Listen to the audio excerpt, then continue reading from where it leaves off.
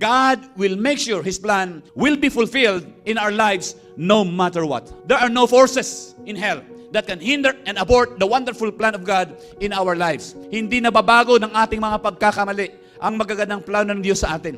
Bago tayo tinawag ng Diyos, alam niya na magkakamali tayo at makakagawa tayo ng mga kapalpakan at mga maling desisyon sa buhay. Ngunit nangako pa rin siya na tayo'y kanyang pagpapalain. He never turns His back and He never gives up on us when we make mistakes. Why? Number 1, because our God is merciful. Number 2, because our God is faithful. And number 3, because our God is unchangeable. We've all made wrong choices and we've done things that we knew is not the best. Naliligaw, nalilihis tayo ng landas minsan at nakakagawa tayo ng kalat. We mess things up.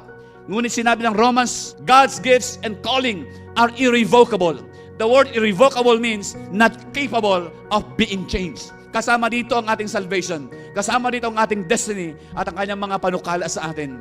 What we just need to do after we have repented for the wrong and mistakes we have done is get our passion back and shake off the guilt and condemnation and move on.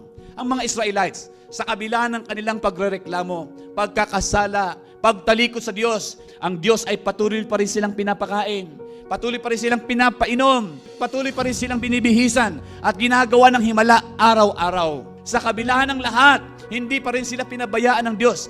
God did not abandon them. Sabi doon sa binasa natin, ano pa kaya kung nag-aayos tayo ng mga buhay natin? Ano pa kaya ang mga masunurin?